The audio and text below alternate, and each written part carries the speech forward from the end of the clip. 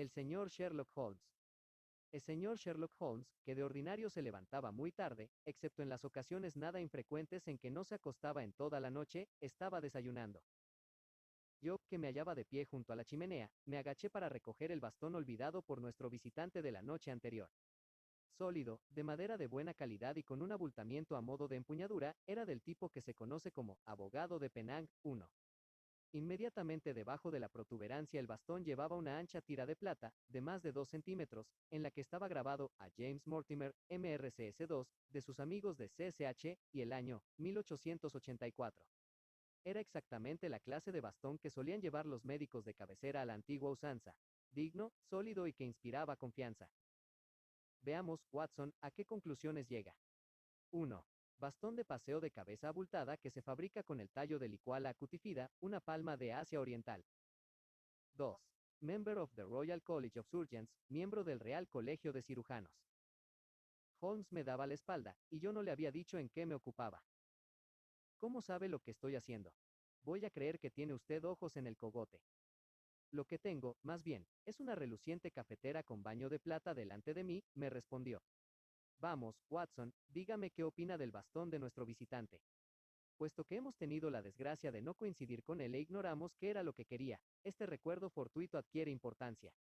Descríbame al propietario con los datos que le haya proporcionado el examen del bastón.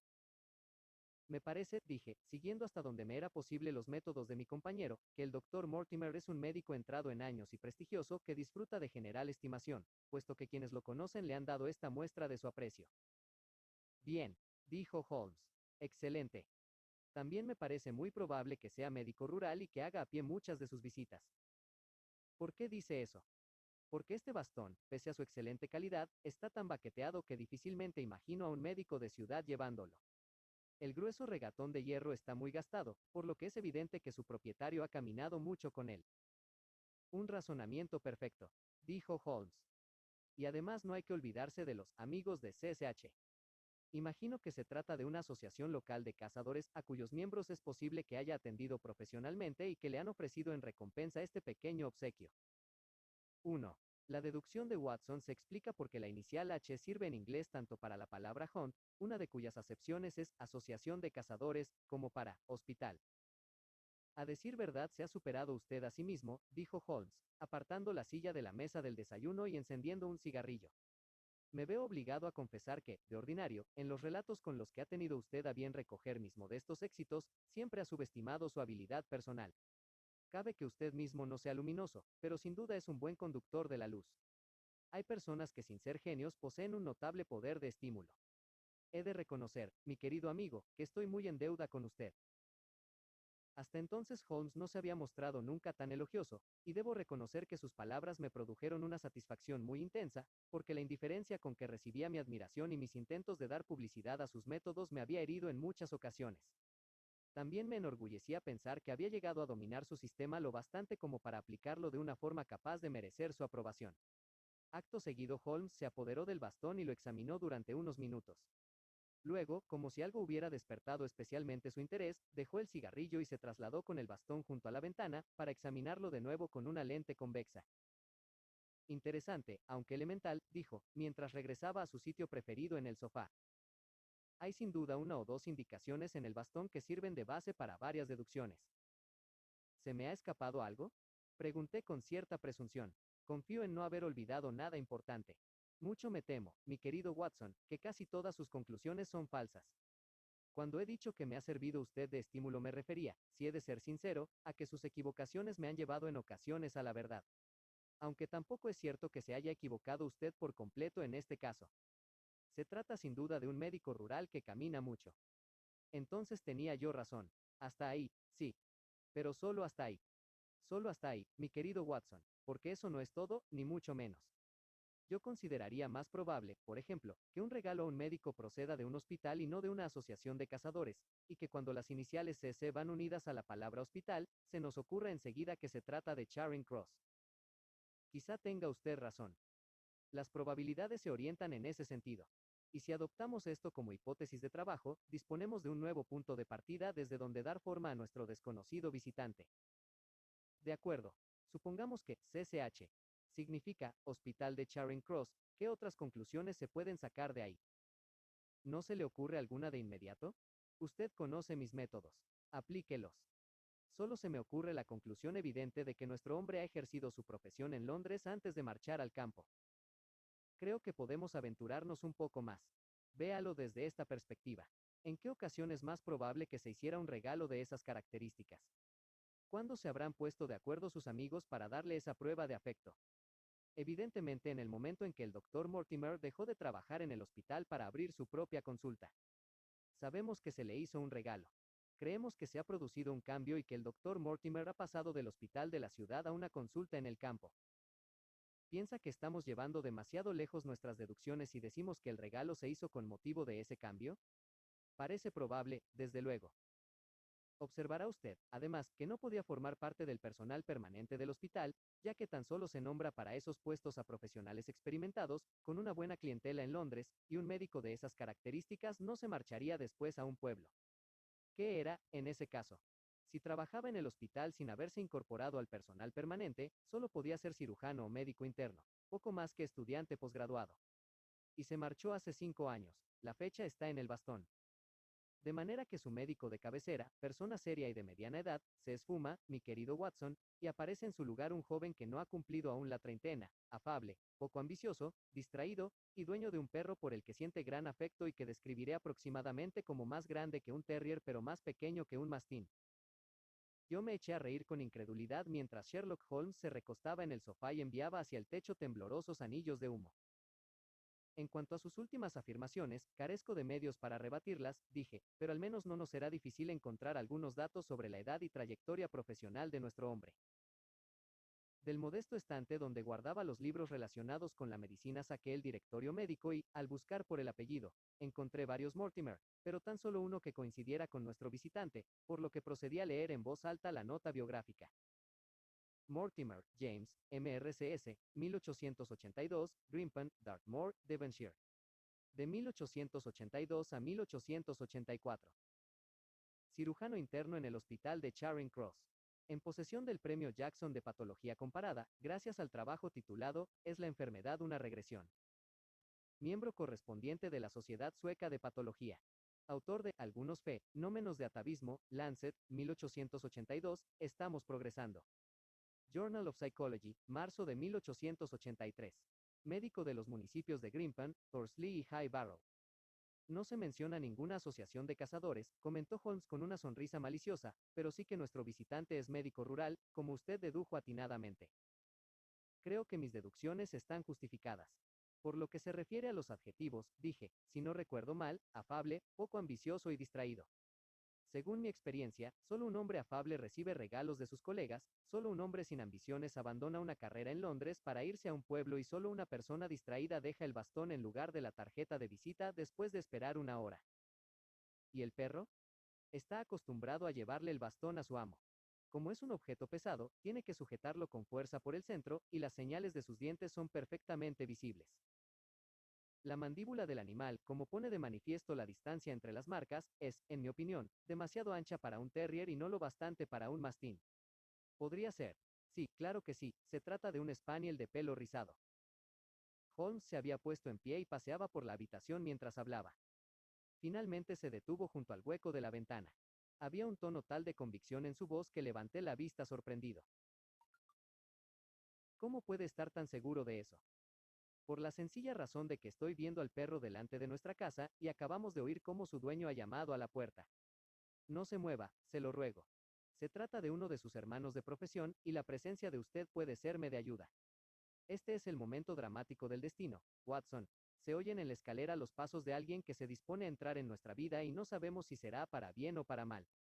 ¿Qué es lo que el doctor James Mortimer, el científico, desea de Sherlock Holmes, el detective? Adelante. El aspecto de nuestro visitante fue una sorpresa para mí, dado que esperaba al típico médico rural y me encontré a un hombre muy alto y delgado, de nariz larga y ganchuda, disparada hacia adelante entre unos ojos grises y penetrantes, muy juntos, que centelleaban desde detrás de unos lentes de montura dorada. Vestía de acuerdo con su profesión, pero de manera un tanto descuidada, porque su levita estaba sucia y los pantalones, raídos. Cargado de espaldas, aunque todavía joven, caminaba echando la cabeza hacia adelante y ofrecía un aire general de benevolencia corta de vista. Al entrar, sus ojos tropezaron con el bastón que Holmes tenía entre las manos, por lo que se precipitó hacia él lanzando una exclamación de alegría.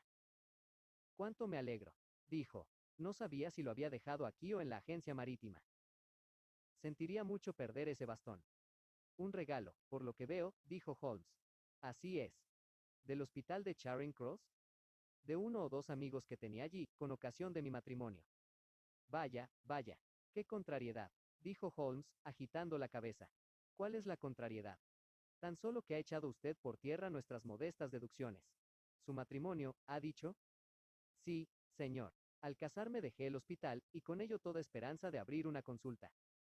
Necesitaba un hogar. Bien, bien, no estábamos tan equivocados, después de todo, dijo Holmes. Y ahora, doctor James Mortimer. No soy doctor, tan solo un modesto MRCS. Y persona amante de la exactitud, por lo que se ve. Un simple aficionado a la ciencia, señor Holmes, coleccionista de conchas en las playas del gran océano de lo desconocido. Imagino que estoy hablando con el señor Sherlock Holmes y no. No se equivoca. Yo soy Sherlock Holmes y este es mi amigo, el doctor Watson. Encantado de conocerlo, doctor Watson. He oído mencionar su nombre junto con el de su amigo. Me interesa usted mucho, señor Holmes. No esperaba encontrarme con un cráneo tan dolicocéfalo ni con un arco supraorbital tan pronunciado. ¿Le importaría que recorriera con el dedo su fisura parietal? Un molde de su cráneo, señor mío, hasta que pueda disponerse del original, sería el orgullo de cualquier museo antropológico. No es mi intención parecer obsequioso, pero confieso que codicio su cráneo. Sherlock Holmes hizo un gesto con la mano para invitar a nuestro extraño visitante a que tomara asiento. Veo que se entusiasma usted tanto con sus ideas como yo con las mías. Dijo, y observo por su dedo índice que se hace usted mismo los cigarrillos. No duden en encender uno si así lo desea. El doctor Mortimer sacó papel y tabaco y lió un pitillo con sorprendente destreza. Sus dedos, largos y temblorosos, eran tan ágiles e inquietos como las antenas de un insecto. Holmes guardó silencio, pero la intensidad de su atención me demostraba el interés que despertaba en él nuestro curioso visitante. Supongo, dijo finalmente, que no debemos el honor de su visita de anoche y esta de hoy exclusivamente a su deseo de examinar mi cráneo. No, claro está. Aunque también me alegro de haber tenido la oportunidad de hacerlo, he acudido a usted, señor Holmes, porque no se me oculta que soy una persona poco práctica y porque me enfrento de repente con un problema tan grave como singular. Y, reconociendo, como yo lo reconozco, que es usted el segundo experto europeo mejor cualificado. Ah, ¿puedo preguntarle a quién corresponde el honor de ser el primero? Le interrumpió Holmes con alguna aspereza. Para una persona amante de la exactitud y de la ciencia, el trabajo de Monsieur Bertillon tendrá siempre un poderoso atractivo. ¿No sería mejor consultarle a él en ese caso? He hablado de personas amantes de la exactitud y de la ciencia. Pero en cuanto a sentido práctico, todo el mundo reconoce que carece usted de rival. Espero, señor mío, no haber. Tan solo un poco, dijo Holmes. No estará de más, doctor Mortimer, que, sin más preámbulo, tenga la amabilidad de contarme en pocas palabras cuál es exactamente el problema para cuya resolución solicita mi ayuda. 2. La maldición de los Baskerville. Traigo un manuscrito en el bolsillo, dijo el doctor James Mortimer. Lo he notado al entrar usted en la habitación, dijo Holmes. Es un manuscrito antiguo. Primera mitad del siglo XVIII, a no ser que se trate de una falsificación. ¿Cómo lo sabe? Los 3 o 4 centímetros que quedan al descubierto me han permitido examinarlo mientras usted hablaba. Una persona que no esté en condiciones de calcular la fecha de un documento con un margen de error de una década, más o menos, no es un experto. Tal vez conozca usted mi modesta monografía sobre el tema. Yo lo situaría hacia 1730. La fecha exacta es 1742, el doctor Mortimer sacó el manuscrito del bolsillo interior de la levita. Sir Charles Baskerville, cuya repentina y trágica muerte hace unos 3 meses causó tanto revuelo en Devonshire, confió a mi cuidado este documento de su familia. Quizá deba explicar que yo era amigo personal suyo además de su médico. Sir Charles, pese a ser un hombre resuelto, perspicaz, práctico y tan poco imaginativo como yo, consideraba este documento una cosa muy seria, y estaba preparado para que le sucediera lo que finalmente puso fin a su vida. Holmes extendió la mano para recibir el documento y lo alisó colocándoselo sobre la rodilla.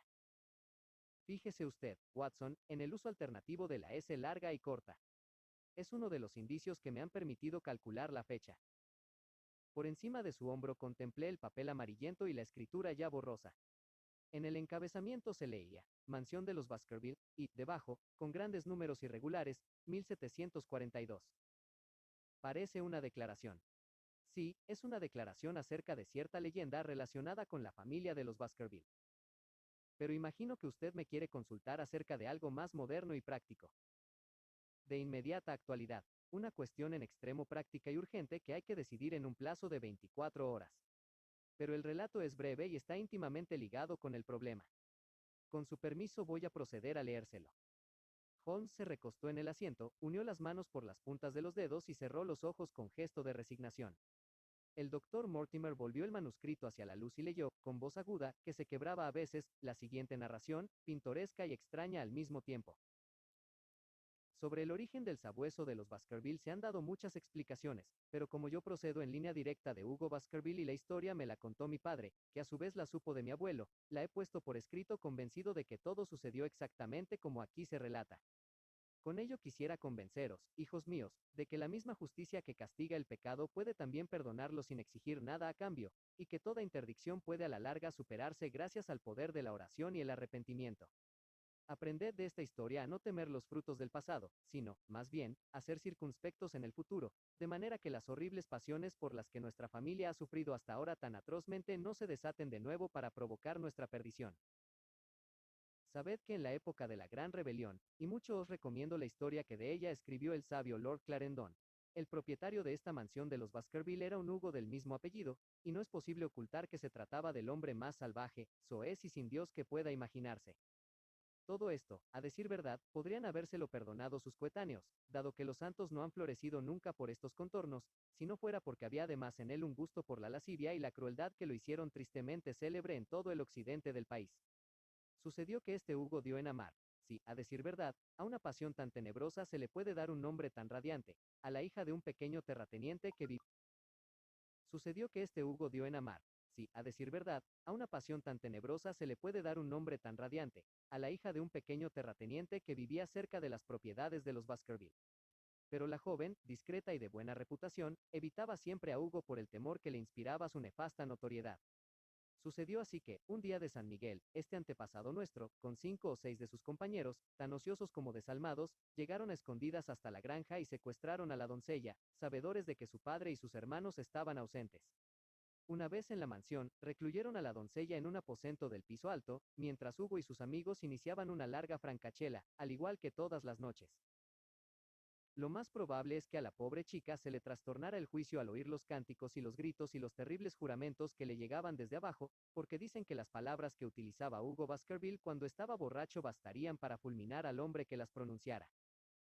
Finalmente, impulsada por el miedo, la muchacha hizo algo a lo que quizá no se hubiera atrevido el más valiente y ágil de los hombres, porque gracias a la enredadera que cubría, y todavía cubre, el lado sur de la casa, descendió hasta el suelo desde el piso alto, y emprendió el camino hacia su casa a través del páramo dispuesta a recorrer las 3 leguas que separaban la mansión de la granja de su padre.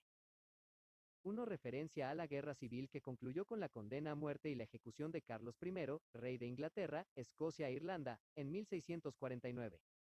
Lord Clarendon, primer conde de Clarendon, 1609-1674, fue primer ministro en la Restauración, pero en 1667 tuvo que huir a Francia, al acusársele de traición. En el exilio terminó de escribir su historia de la rebelión y de las guerras civiles en Inglaterra. Sucedió que, algo más tarde, Hugo dejó a sus invitados para llevar alimento y bebida junto, quizá, con otras cosas peores a su cautiva, encontrándose vacía la jaula y desaparecido el pájaro. A partir de aquel momento, por lo que parece, el carcelero burlado dio la impresión de estar poseído por el demonio, porque bajó corriendo las escaleras para regresar al comedor, saltó sobre la gran mesa, haciendo volar por los aires jarras y fuentes, y dijo a grandes gritos ante todos los presentes que aquella misma noche entregaría cuerpo y alma a los poderes del mal si conseguía alcanzar a la muchacha. Y aunque a los juerguistas les espantó la furia de aquel hombre, hubo uno más perverso, tal vez, más borracho que los demás, que propuso lanzar a los sabuesos en persecución de la doncella. Al oírlo Hugo salió corriendo de la casa y ordenó a gritos a sus criados que le ensillaran la yegua y soltaran la jauría. Después de dar a los perros un pañuelo de la doncella, los puso inmediatamente sobre su pista para que, a la luz de la luna, la persiguieran por el páramo. Durante algún tiempo los juerguistas quedaron mudos, incapaces de entender acontecimientos tan rápidos. pero al poco salieron de su perplejidad e imaginaron lo que probablemente estaba a punto de suceder. El alboroto fue inmediato. ¿Quién pedía sus armas? ¿Quién su caballo y quién otra jarra de vino? A la larga, sin embargo, sus mentes enloquecidas recobraron un poco de sensatez, y todos, 3 en total, montaron a caballo y salieron tras Hugo. La luna brillaba sobre sus cabezas y cabalgaron a gran velocidad, siguiendo el camino que la muchacha tenía que haber tomado para volver a su casa. Habían recorrido alrededor de media legua cuando se cruzaron con uno de los pastores que guardaban durante la noche el ganado del páramo, y lo interrogaron a grandes voces, pidiéndole noticias de la partida de caza. Y aquel hombre, según cuenta la historia, aunque se hallaba tan dominado por el miedo que apenas podía hablar, contó por fin que había visto a la desgraciada doncella y a los sabuesos que seguían su pista. Pero he visto más que eso, añadió, porque también me he cruzado con Hugo Baskerville a lomos de su yegua negra, y tras él corría en silencio un sabueso infernal que nunca quiera Dios que llegue a seguirme los pasos. De manera que los caballeros borrachos maldijeron al pastor y siguieron adelante. Pero muy pronto se les heló la sangre en las venas, porque oyeron el ruido de unos cascos al galope y enseguida pasó ante ellos, arrastrando las riendas y sin jinete en la silla, la yegua negra de Hugo, cubierta de espuma blanca. A partir de aquel momento los juerguistas, llenos de espanto, siguieron avanzando por el páramo, aunque cada uno, si hubiera estado solo, habría vuelto grupas con verdadera alegría. Después de cabalgar más lentamente de esta guisa, llegaron finalmente a donde se encontraban los sabuesos. Los pobres animales, aunque afamados por su valentía y pureza de raza, gemían apiñados al comienzo de un hocino, como nosotros lo llamamos, algunos escabulléndose y otros, con el pelo erizado y los ojos desorbitados, mirando fijamente el estrecho valle que tenían delante. Los jinetes, mucho menos borrachos ya, como es fácil de suponer, que al comienzo de su expedición, se detuvieron. La mayor parte se negó a seguir adelante, pero 3 de ellos, los más audaces o, tal vez, los más ebrios, continuaron hasta llegar al fondo del valle, que se ensanchaba muy pronto y en el que se alzaban 2 de esas grandes piedras, que aún perduran en la actualidad, obra de pueblos olvidados de tiempos remotos. Pero no fue la vista de su cuerpo, ni tampoco del cadáver de Hugo Baskerville que yacía cerca, lo que hizo que a aquellos juerguistas temerarios se les erizaran los cabellos, sino el hecho de que, encima de Hugo y desgarrándole el cuello, se hallaba una espantosa criatura, una enorme bestia negra con forma de sabueso pero más grande que ninguno de los sabuesos jamás contemplados por ojo humano. Acto seguido, y en su presencia, aquella criatura infernal arrancó la cabeza de Hugo Baskerville, por lo que, al volver hacia ellos los ojos llameantes y las mandíbulas ensangrentadas, los 3 gritaron empavorecidos y volvieron grupas desesperadamente, sin dejar de lanzar alaridos mientras galopaban por el páramo. Según se cuenta, uno de ellos murió aquella misma noche a consecuencia de lo que había visto, y los otros 2 no llegaron a reponerse en los años que aún les quedaban de vida. Lo he puesto por escrito, porque lo que se conoce con certeza causa menos terror que lo que solo se insinúa o adivina. Como tampoco se puede negar que son muchos los miembros de nuestra familia que han tenido muertes desgraciadas, con frecuencia repentinas, sangrientas y misteriosas. Quizá podamos, sin embargo, refugiarnos en la bondad infinita de la providencia, que no castigará sin motivo a los inocentes más allá de la tercera o la cuarta generación, que es hasta donde se extiende la amenaza de la Sagrada Escritura. A esa providencia, hijos míos, os encomiendo ahora, y os aconsejo, como medida de precaución, que os abstengáis de cruzar el páramo durante las horas de oscuridad en las que triunfan los poderes del mal. De Hugo Baskerville para sus hijos Roger y John, instándoles a que no digan nada de su contenido a Elizabeth, su hermana. Cuando el doctor Mortimer terminó de leer aquella singular narración, se alzó los lentes hasta colocárselos en la frente y se quedó mirando a Sherlock Holmes de hito en hito. Este último bostezó y arrojó al fuego la colilla del cigarrillo que había estado fumando. ¿Y bien?, dijo. ¿Le parece interesante? Para un coleccionista de cuentos de hadas. El doctor Mortimer se sacó del bolsillo un periódico doblado. Ahora, señor Holmes, voy a leerle una noticia un poco más reciente, publicada en el Devon County Chronicle del 14 de junio de este año. Ahora, señor Holmes, voy a leerle una noticia un poco más reciente, publicada en el Devon County Chronicle del 14 de junio de este año.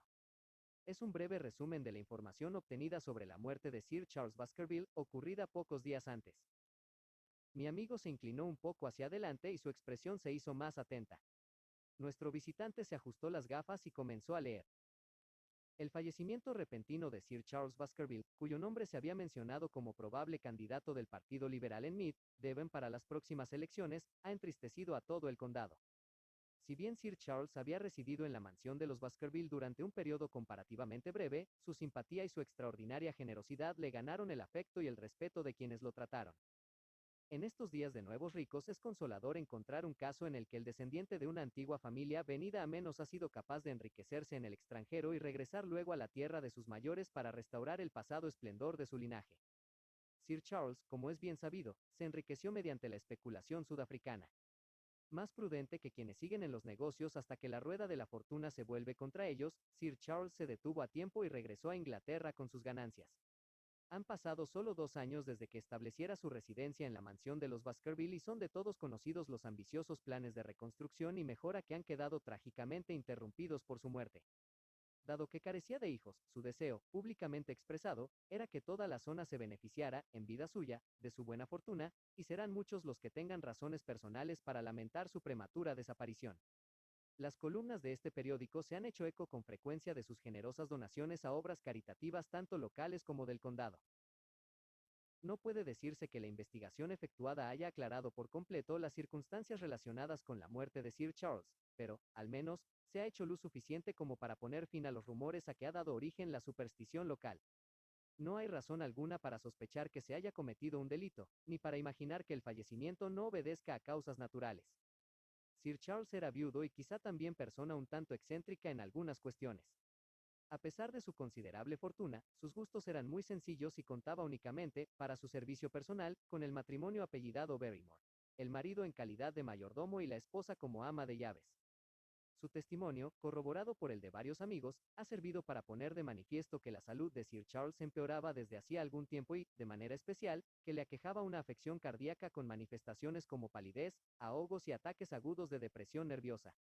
El doctor James Mortimer, amigo y médico de cabecera del difunto, ha testimoniado en el mismo sentido. Los hechos se relatan sin dificultad. Sir Charles tenía por costumbre pasear todas las noches, antes de acostarse, por el famoso paseo de los tejos de la mansión de los Baskerville. El testimonio de los Barrymore confirma esa costumbre.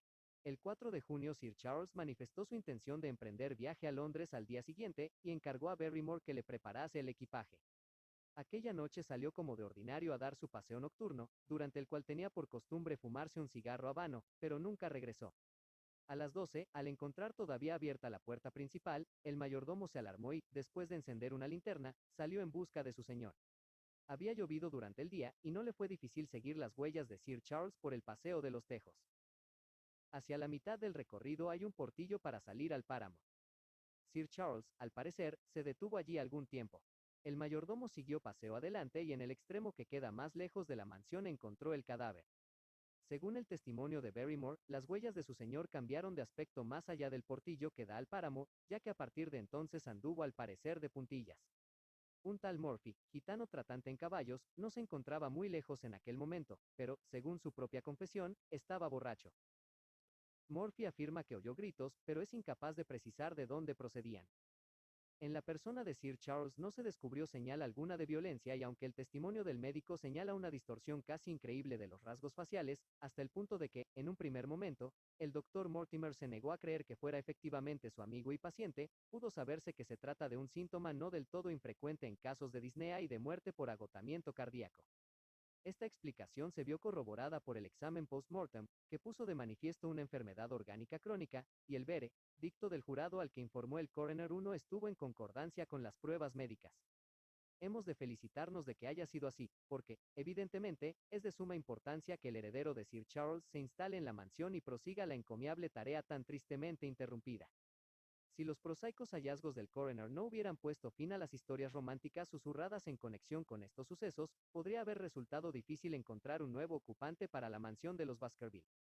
Según se sabe, el pariente más próximo de Sir Charles es el señor Henry Baskerville, hijo de su hermano menor, en el caso de que aún siga con vida. La última vez que se tuvo noticias de este joven se hallaba en Estados Unidos, y se están haciendo las averiguaciones necesarias para informarle de lo sucedido. 1. Funcionario público cuyo principal deber es investigar, en presencia de un jurado, cualquier defunción cuando hay motivos para suponer que las causas no han sido naturales. El doctor Mortimer volvió a doblar el periódico y se lo guardó en el bolsillo. Esos son, señor Holmes, los hechos en conexión con la muerte de Sir Charles Baskerville que han llegado a conocimiento de la opinión pública. Tengo que agradecerle, dijo Sherlock Holmes, que me haya informado sobre un caso que presenta sin duda algunos rasgos de interés. Recuerdo haber leído, cuando murió Sir Charles, algunos comentarios periodísticos, pero estaba muy ocupado con el asunto de los camafeos del Vaticano y, llevado de mi deseo de complacer a su santidad, perdí contacto con varios casos muy interesantes de mi país. ¿Dice usted que ese artículo contiene todos los hechos de conocimiento público? Así es. En ese caso, infórmeme de los privados. Recostándose en el sofá, Sherlock Holmes volvió a unir las manos por las puntas de los dedos y adoptó su expresión más impasible y juiciosa. Al hacerlo, explicó el doctor Mortimer, que empezaba a dar la impresión de estar muy emocionado. Me dispongo a contarle algo que no he revelado a nadie. Mis motivos para ocultarlo durante la investigación del coroner son que un hombre de ciencia no puede adoptar públicamente una posición que, en apariencia, podría servir de apoyo a la superstición. Me impulsó además el motivo suplementario de que, como dice el periódico, la mansión de los Baskerville permanecería sin duda deshabitada si contribuyéramos de algún modo a confirmar su reputación, ya de por sí bastante siniestra. Por esas dos razones me pareció justificado decir bastante menos de lo que sabía, dado que no se iba a obtener con ello ningún beneficio práctico, mientras que ahora, tratándose de usted, no hay motivo alguno para que no me cincir por completo. El páramo está muy escasamente habitado, y los pocos vecinos con que cuenta se visitan con frecuencia. Esa es la razón de que yo viera a menudo a Sir Charles Baskerville. Con la excepción del señor Frankland, de la mansión Lafter, y del señor Stapleton, el naturalista, no hay otras personas educadas en muchos kilómetros a la redonda. Sir Charles era un hombre reservado, pero su enfermedad motivó que nos tratáramos, y la coincidencia de nuestros intereses científicos contribuyó a reforzar nuestra relación. Había traído abundante información científica de África del Sur, y fueron muchas las veladas que pasamos conversando agradablemente. Había traído abundante información científica de África del Sur, y fueron muchas las veladas que pasamos conversando agradablemente sobre la anatomía comparada del bosquimano y del hotentote. En el transcurso de los últimos meses advertí, cada vez con mayor claridad, que el sistema nervioso de Sir Charles estaba sometido a una tensión casi insoportable. Se había tomado tan excesivamente en serio la leyenda que acabo de leerle que, si bien paseaba por los jardines de su propiedad, nada le habría impulsado a salir al páramo durante la noche. Por increíble que pueda parecerle, señor Holmes, estaba convencido de que pesaba sobre su familia un destino terrible y, a decir verdad, la información de que disponía acerca de sus antepasados no invitaba al optimismo. Le obsesionaba la idea de una presencia horrorosa, y en más de una ocasión me preguntó si durante los desplazamientos que a veces realizo de noche por motivos profesionales había visto alguna criatura extraña o había oído los ladridos de un sabueso. Esta última pregunta me la hizo en varias ocasiones y siempre con una voz alterada por la emoción. Recuerdo muy bien un día, aproximadamente 3 semanas antes del fatal desenlace, en que llegué a su casa ya de noche. Sir Charles estaba casualmente junto a la puerta principal. Yo había bajado de mi caleza y, al dirigirme hacia él, advertí que sus ojos, fijos en algo situado por encima de mi hombro, estaban llenos de horror. Al volverme solo tuve tiempo de vislumbrar lo que me pareció una gran ternera negra que cruzaba por el otro extremo del paseo. Mi anfitrión estaba tan excitado y alarmado que tuve que trasladarme al lugar exacto donde había visto al animal y buscarlo por los alrededores, pero había desaparecido, aunque el incidente pareció dejar una impresión penosísima en su imaginación. Le hice compañía durante toda la velada y fue en aquella ocasión, y para explicarme la emoción de la que había sido presa, cuando confió a mi cuidado la narración que le he leído al comienzo de mi visita. Menciono este episodio insignificante porque adquiere cierta importancia dada la tragedia posterior, aunque por entonces yo estuviera convencido de que se trataba de algo perfectamente trivial y de que la agitación de mi amigo carecía de fundamento. Sir Charles se disponía a venir a Londres por consejo mío. Yo sabía que estaba enfermo del corazón y que la ansiedad constante en que vivía, por quiméricos que fueran los motivos, tenía un efecto muy negativo sobre su salud. Me pareció que si se distraía durante unos meses en la gran metrópoli londinense se restablecería. El señor Stapleton, un amigo común, a quien también preocupaba mucho su estado de salud, era de la misma opinión. Y en el último momento se produjo la terrible catástrofe. La noche de la muerte de Sir Charles Barrymore, el mayordomo, que fue quien descubrió el cadáver, envió a Perkins, el mozo de cuadra, a caballo en mi busca, y dado que no me había acostado aún pude presentarme en la mansión menos de una hora después. Comprobé de visu todos los hechos que más adelante se mencionaron en la investigación. Seguí las huellas, camino adelante, por el paseo de los Tejos y vi el lugar, junto al portillo que da al páramo, donde Sir Charles parecía haber estado esperando y advertí el cambio en la forma de las huellas a partir de aquel momento, así como la ausencia de otras huellas distintas de las de Barrymore sobre la arena blanda. Finalmente examiné cuidadosamente el cuerpo, que nadie había tocado antes de mi llegada. Sir Charles yacía boca abajo, con los brazos extendidos, los dedos hundidos en el suelo y las facciones tan distorsionadas por alguna emoción fuerte que difícilmente hubiera podido afirmar bajo juramento que se trataba del propietario de la mansión de los Baskerville. No había, desde luego, lesión corporal de ningún tipo.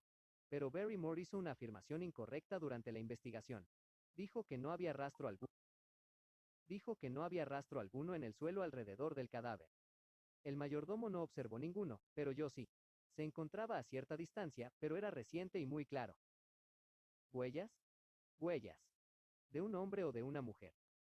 El doctor Mortimer nos miró extrañamente durante un instante y su voz se convirtió casi en un susurro al contestar. Señor Holmes, eran las huellas de un sabueso gigantesco. 3. El problema. Confieso que sentí un escalofrío al oír aquellas palabras. El estremecimiento en la voz del doctor mostraba que también a él le afectaba profundamente lo que acababa de contarnos. La emoción hizo que Holmes se inclinara hacia adelante y que apareciera en sus ojos el brillo duro e impasible que los iluminaba cuando algo le interesaba vivamente. ¿Las vio usted? Tan claramente como estoy viéndolo a usted. ¿Y no dijo nada? ¿Para qué? ¿Cómo es que nadie más las vio? Las huellas estaban a unos 20 metros del cadáver y nadie se ocupó de ellas. Supongo que yo habría hecho lo mismo si no hubiera conocido la leyenda. ¿Hay muchos perros pastores en el páramo? Sin duda, pero en este caso no se trataba de un pastor. ¿Dice usted que era grande? Enorme. Pero, ¿no se había acercado al cadáver? No. ¿Qué tiempo hacía aquella noche? Húmedo y frío. ¿Pero no llovía? No. ¿Cómo es el paseo? Hay dos hileras de tejos muy antiguos que forman un seto impenetrable de 4 metros de altura. El paseo propiamente tal tiene unos 3 metros de ancho. ¿Hay algo entre los setos y el paseo? Sí, una franja de césped de 2 metros de ancho a cada lado. ¿Es exacto decir que el seto que forman los tejos queda cortado por un portillo? Sí, el portillo que da al páramo. ¿Existe alguna otra comunicación? Ninguna. De manera que para llegar al paseo de los tejos hay que venir de la casa o bien entrar por el portillo del páramo.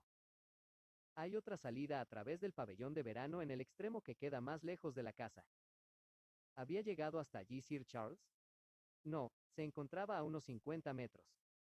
Dígame ahora, doctor Mortimer, y esto es importante, las huellas que usted vio estaban en el camino y no en el césped. En el césped no se marcan las huellas.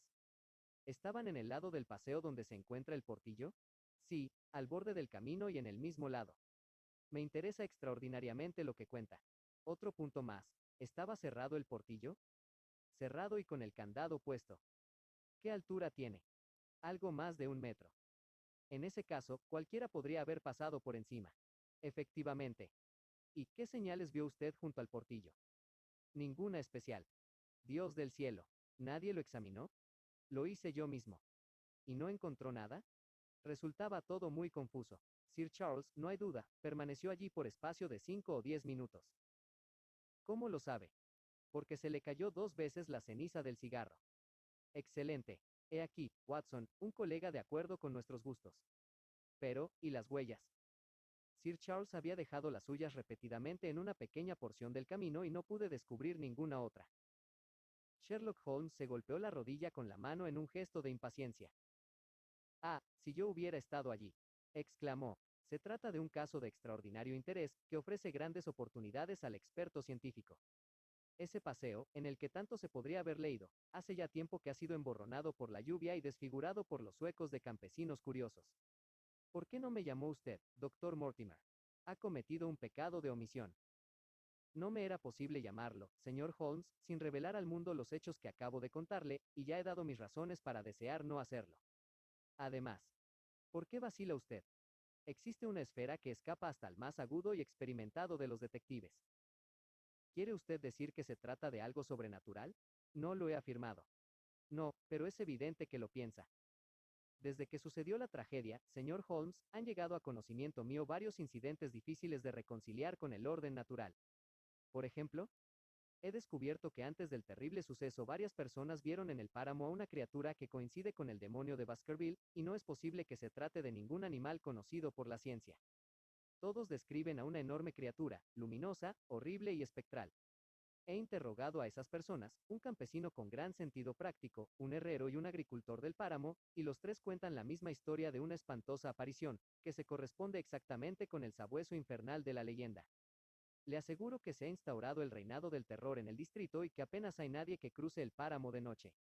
¿Y usted, un profesional de la ciencia, cree que se trata de algo sobrenatural? Ya no sé qué creer.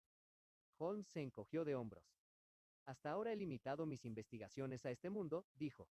Combato el mal dentro de mis modestas posibilidades, pero enfrentarse con el padre del mal en persona quizás sea una tarea demasiado ambiciosa.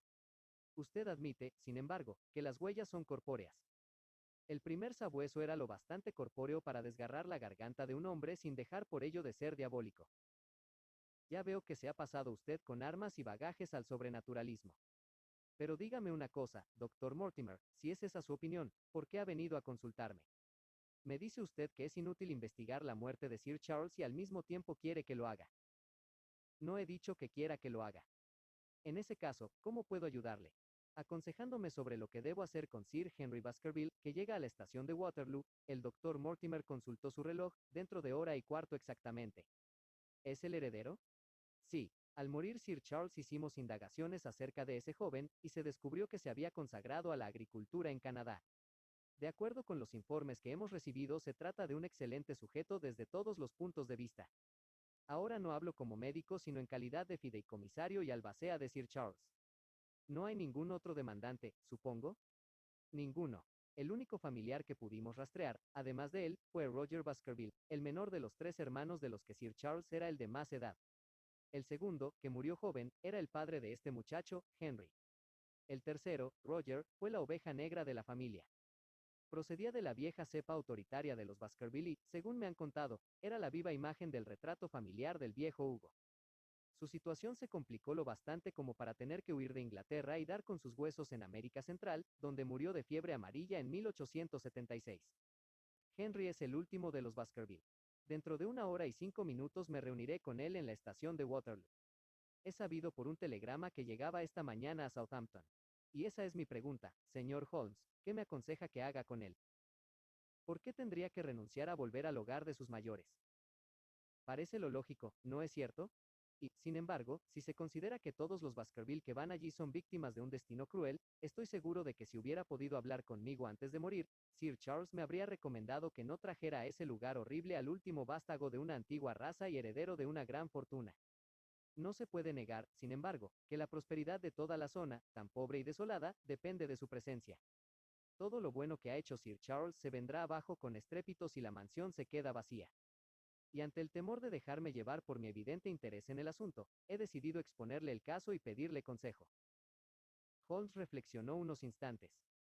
Dicho en pocas palabras, la cuestión es la siguiente.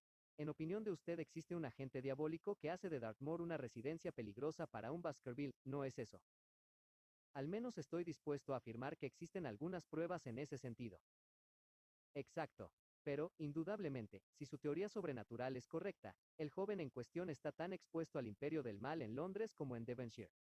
Un demonio con un poder tan localizado como el de una junta parroquial sería demasiado inconcebible.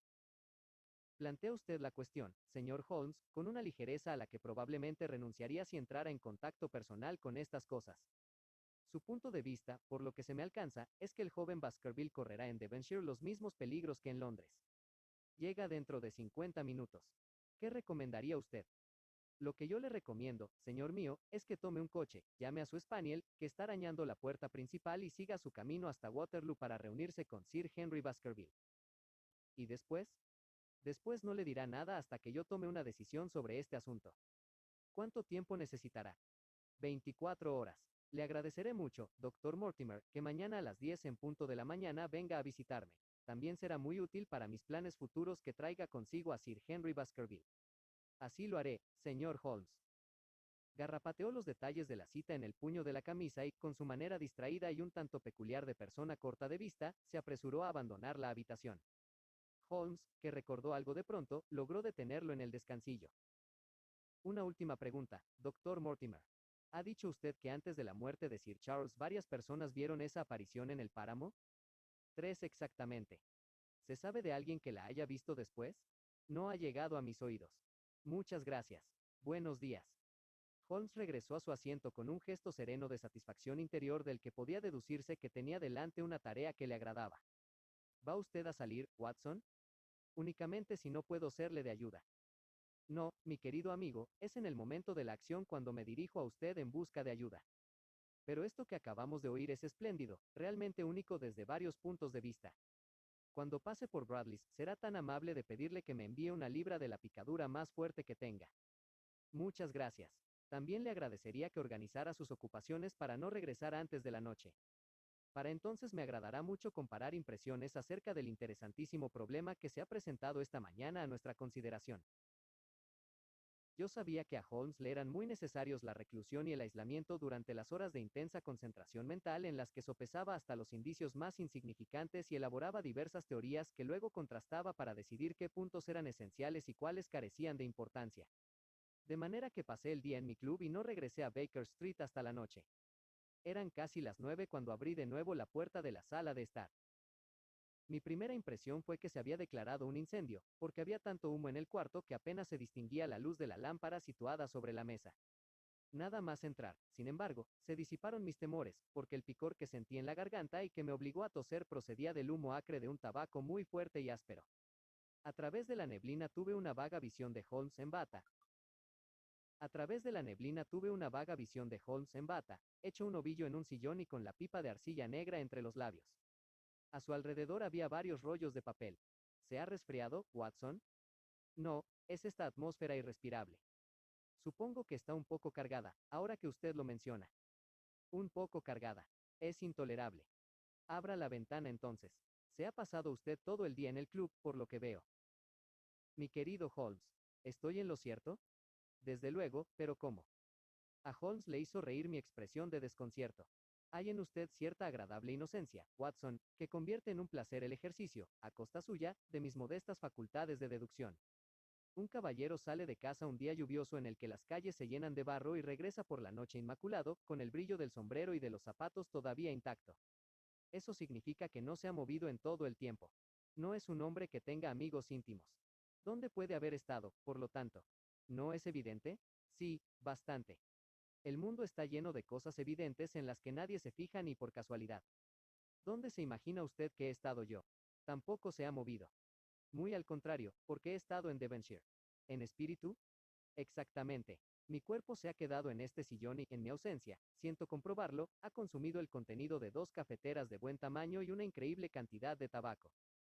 Después de que usted se marchara pedí que me enviaran de Stanford un mapa oficial de esa parte del páramo y mi espíritu se ha pasado todo el día suspendido sobre él. Creo estar en condiciones de recorrerlo sin perderme. Un mapa a gran escala, supongo. A grandísima escala, Holmes procedió a desenrollar una sección, sosteniéndola sobre la rodilla. Aquí tiene usted el distrito concreto que nos interesa. Es decir, con la mansión de los Baskerville en el centro. ¿Y un bosque alrededor? Exactamente. Me imagino que el Paseo de los Tejos, aunque no está señalado con ese nombre, debe de extenderse a lo largo de esta línea, con el páramo, como puede usted ver, a la derecha. Ese puñado de edificios es el caserío de Grimpen, donde tiene su sede nuestro amigo el Dr. Mortimer. Advierta que en un radio de 8 kilómetros tan solo hay algunas casas desperdigadas. Aquí está la mansión Lafter, mencionada en el relato que leyó el Dr. Mortimer. Esta indicación de una casa quizás señale la residencia del naturalista. Si no recuerdo mal su apellido era Stapleton. Aquí vemos 2 granjas dentro del páramo, High Tor y Foulmire. Luego, a más de 20 kilómetros, la prisión de Princetown. Entre esos puntos desperdigados se extiende el páramo deshabitado y sin vida. Tal es, por lo tanto, el escenario donde se ha representado la tragedia y donde quizá contribuyamos a que se represente de nuevo. Debe de ser un lugar extraño. Sí, el decorado merece la pena. Si el diablo de verdad desea intervenir en los asuntos de los hombres. ¿Se inclina usted entonces hacia la explicación sobrenatural? Los agentes del demonio pueden ser de carne y hueso, ¿no es cierto? Hay 2 cuestiones que aclarar antes de nada. La primera es si se ha cometido algún delito. La segunda, ¿qué delito y cómo? Por supuesto, si la teoría del Dr. Mortimer fuese correcta y tuviéramos que vernoslas con fuerzas que desbordan las leyes ordinarias de la naturaleza, nuestra investigación moriría antes de empezar. Pero estamos obligados a agotar todas las demás hipótesis antes de recurrir a esa. Creo que podemos volver a cerrar esa ventana, si no tiene usted inconveniente. Es muy curioso, pero descubro que una atmósfera cargada contribuye a mantener la concentración mental. No lo he llevado hasta el extremo de meterme en una caja para pensar, pero ese sería el resultado lógico de mis convicciones. ¿También usted le ha dado vueltas al caso? Sí, he pensado mucho en ello durante todo el día. ¿Ha llegado a alguna conclusión? Es muy desconcertante. Sin duda tiene unas características muy peculiares. Hay puntos muy sobresalientes. El cambio en la forma de las huellas, por ejemplo. ¿Qué opina usted de eso? Mortimer dijo que el difunto recorrió de puntillas aquella parte del paseo. El doctor se limitó a repetir lo que algún estúpido había dicho en la investigación. ¿Por qué tendría nadie que avanzar de puntillas paseo adelante? ¿Qué sucedió entonces? Corría, Watson. Corría desesperadamente para salvar la vida. Corría hasta que le estalló el corazón y cayó muerto de bruces. Corría, ¿alejándose de qué? Eso es lo que tenemos que averiguar. Hay indicios de que Sir Charles estaba ya obnubilado por el miedo antes de empezar a correr. ¿Cómo lo sabe usted? Imagino que la causa de sus temores vino hacia él atravesando el páramo. Si ese es el caso, y parece lo más probable, solo un hombre que ha perdido la razón corre alejándose de la casa en lugar de regresar a ella. Si se puede dar crédito al testimonio del gitano, corrió pidiendo auxilio en la dirección de donde era menos probable que pudiera recibir ayuda. Por otra parte, ¿a quién estaba esperando aquella noche, y por qué esperaba en el Paseo de los Tejos y no en la casa? ¿Cree usted que esperaba a alguien? Sir Charles era un hombre enfermo y de edad avanzada. Es comprensible que diera un paseo a última hora, pero, dada la humedad del suelo y la inclemencia de la noche, es lógico pensar que se quedara quieto 5 o 10 minutos, como el doctor Mortimer, con más sentido práctico del que yo le hubiera atribuido, dedujo gracias a la ceniza del cigarro puro. Pero salía todas las noches. Me parece improbable que se detuviera todas las noches junto al portillo. Sabemos, por el contrario, que tendía a evitar el páramo. Aquella noche esperó allí. Al día siguiente se disponía a salir para Londres. El asunto empieza a tomar forma, Watson. Se hace coherente. Si no le importa, páseme el violín y no volveremos a pensar en ello hasta que tengamos ocasión de reunirnos con el doctor Mortimer y con Sir Henry Baskerville mañana por la mañana.